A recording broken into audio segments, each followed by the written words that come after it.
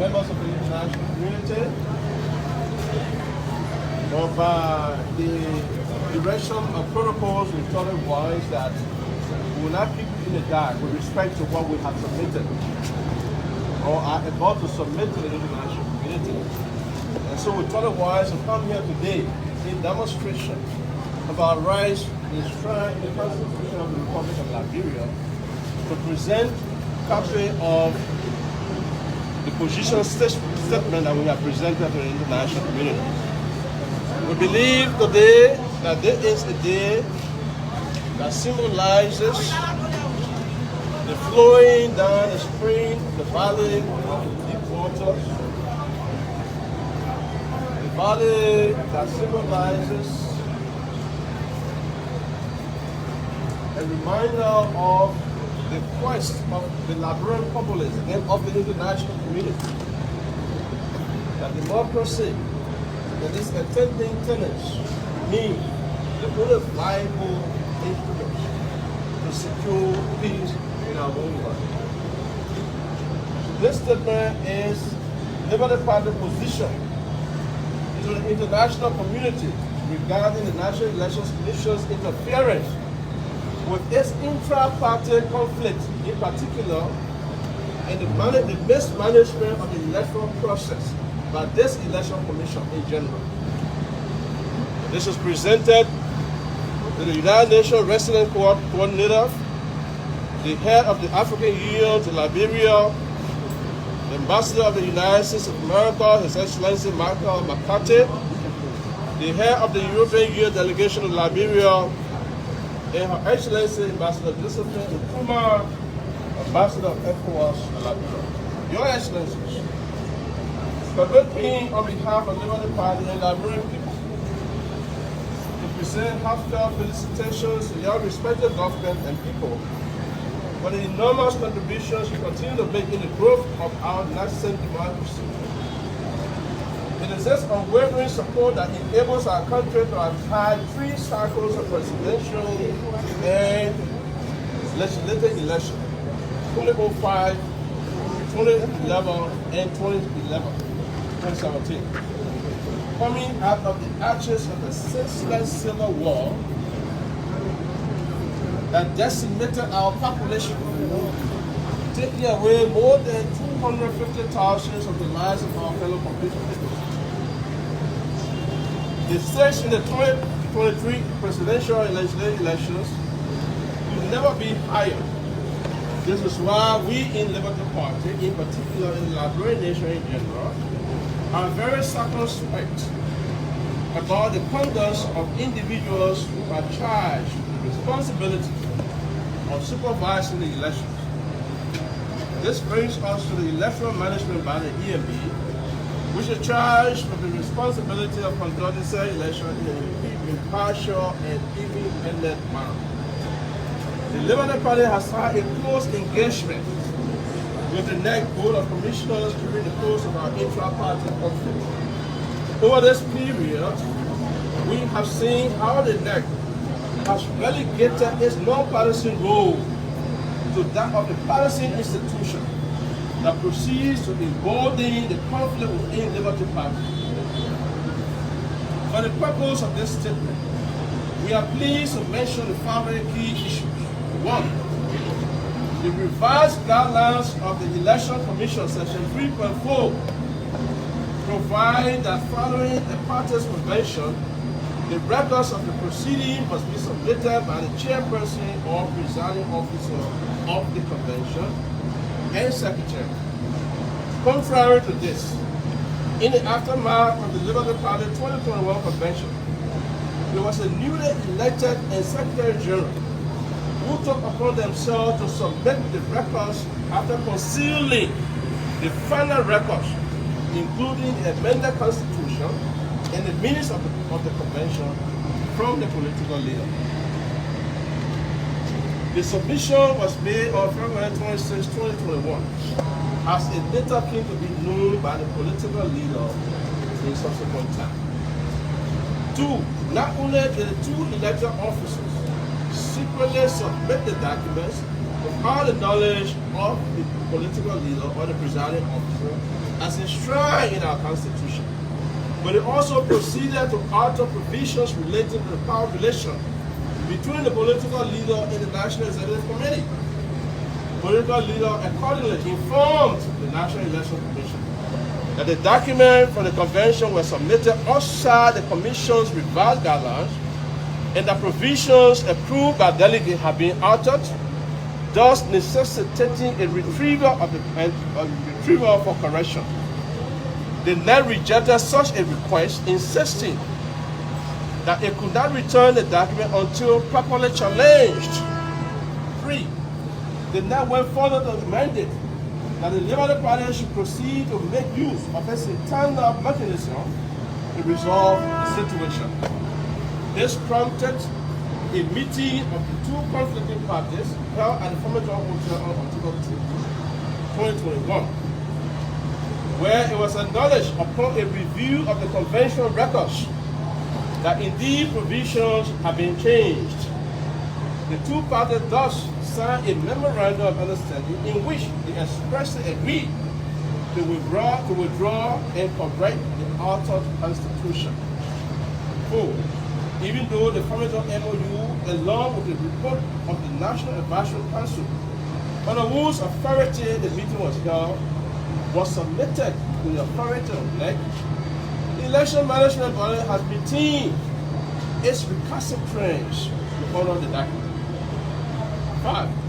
As if the action of the NEC was not sufficient to draw a dim view of its image to the public, the NEC, through one of its commissioners, Madam Tipla Reed, issued a communication to Mr. Musa Hassan Bility, the chairman whose conduct was under question as a result of alteration of the Constitution, to proceed with a Bukos Convention using the very Constitution whose provision he had altered. 6. In the aftermath of this, and in further attempt to promote the intra-party conflict, the NEC and Mr. Bility initiated action to organize yet another convention where a new political leader was supposed to be elected. Upon seeing notice of said convention, we filed to the Supreme Court of the Republic of Liberia a writ of prohibition to prevent the occurrence of the exercise. This necessitated two conferences with the Justice in Chima, Her Honor James Eto Howard Olokoli, and the current Chief Justice, Her Honor Sia Nyene Wu. It will interest you to know that during these two conferences, the lawyer of the National Election Commission, His Honor, former Chief Justice Working Rights, was present. 7. The Supreme Court mandated that, as agreed in the formative MOU, both parties were under obligation to recall and correct the altered Constitution. In fulfillment of a determination to bring the matter to a close, the court subsequently made available its library for the parties to converge and correct the Constitution, which was done without any hindrance. 8. As a final stage of the exercise, the corrected version of the Constitution was immediately submitted to the NEC on July 11, 2022. We believe this effort has effectively brought to a close the long-running intra-party conflict. Unfortunately, the NEC again refused to adopt the instrument, thereby enabling his ability to arrogate to himself powers that he does not have in the Constitution. 9. Further to the issues is the chairperson demonstrated conflict of interest exhibited during a corruption case with the government of Liberia, while the resolution of the Liberal Party case remains marked at the NEC. She turned to Mr. Musa Hassan Bility, a party to the inter-party conflict, to secure a bond for her in the said case. But that was not the only exhibition of conflict of interest. Every time the indicted NEC boss went to the court, it was Mr. Bility who escorted her. How in this world will a serious integrity institution conduct itself in such an unprofessional manner? Your Excellencies, Attached to this statement are records from the side of the political leader of the Liberty Party on your perusal. In all of this, we believe the NEC is being used by hidden hands. Clearly, the ruling party from which it received instructions to preside over the systematic disintegration of Liberty Party. And we are not prepared to see this happen. Ladies and gentlemen, even as we focus on these repugnant attitudes of NEC toward Liberty Party, we feel compelled to mention the potentially crippling effects of the actions of the chairperson, Madam Deviata Brown Lasana, and her board of commissioners on the General State of Elections Commission as an integrity institution. We know that it is not necessarily what happens on election day that characterizes the result as being credible or fraudulent. The processes that precede the electoral cycle are instructive of what the outcome should be. We have observed from a litany of events at the National Election Commission that Liberia could be headed for trouble should the Commission remain as is presently composed, ranging from a role in the procurement of 20 thermometers to a price tag of $9,166 per piece, which is in reality of value at US $500 per unit. The current procurement process for the biometric materials that is endangering the conduct of the 2023 elections, we are witnessing a clear lack of direction for our democratic process. Of concern also is the conflict of interest that was associated with that deal. The NEC boss chose her close of biological brother, who is the CEO of the IT firm known as Tuma Enterprise, to execute that contract.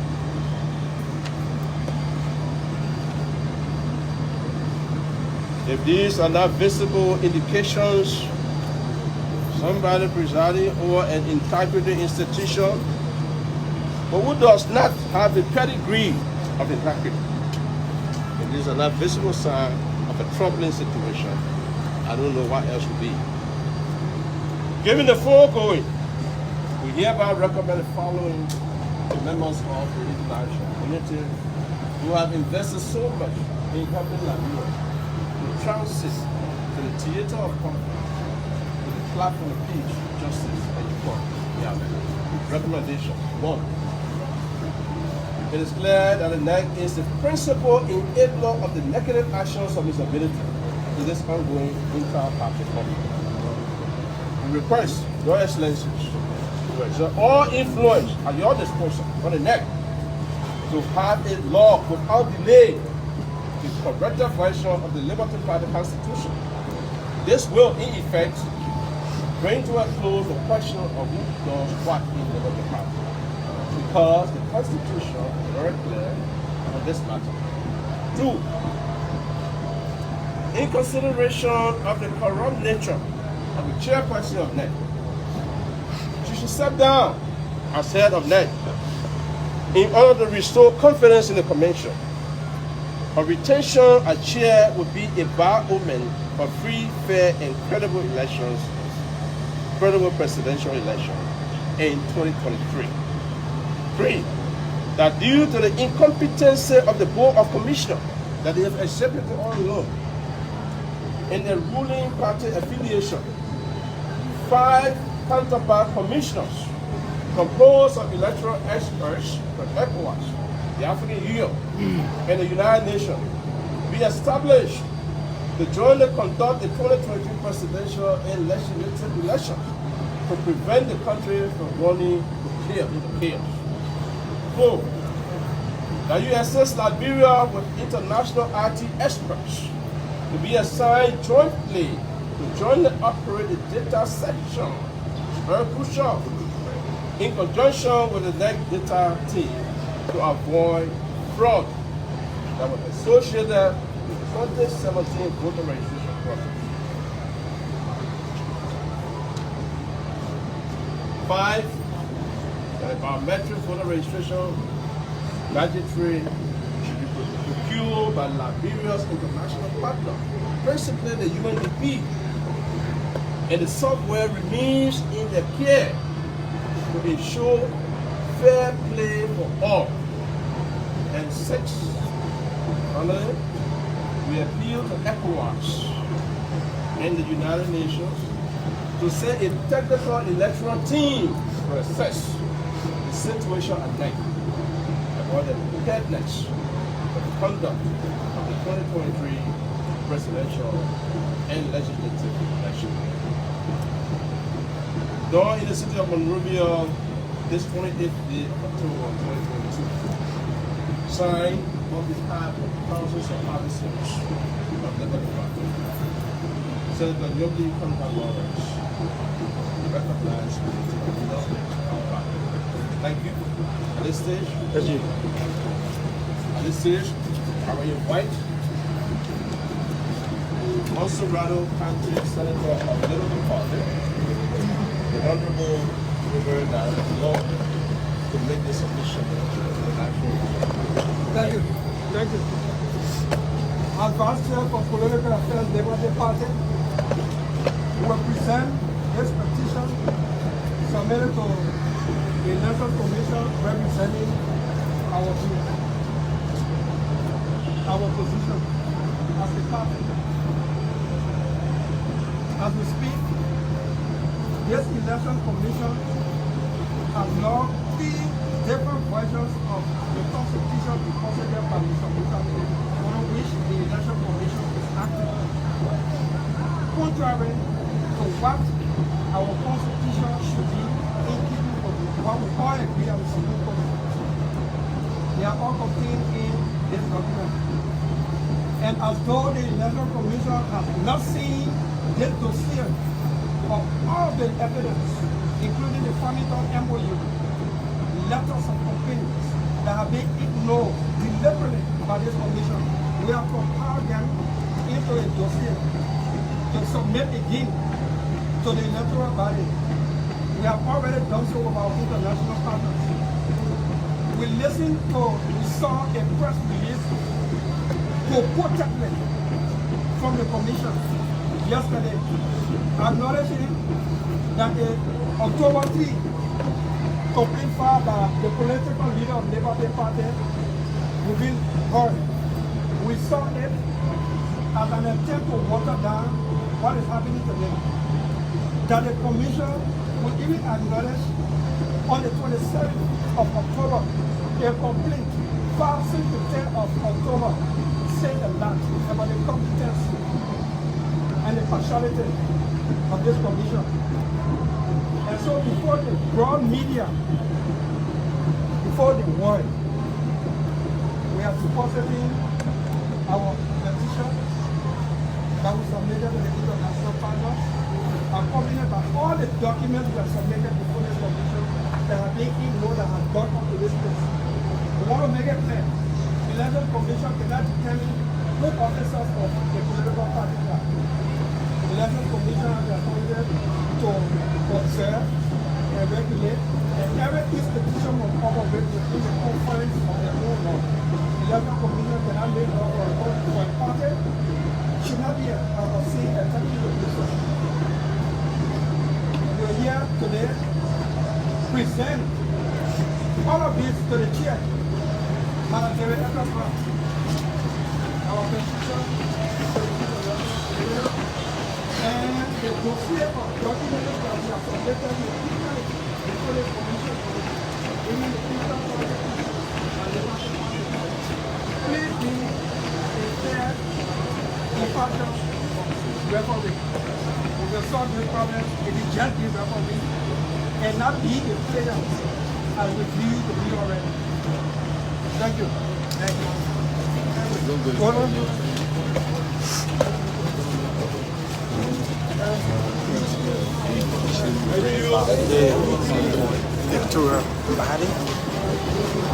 Madam Commissioner, you should just walk away.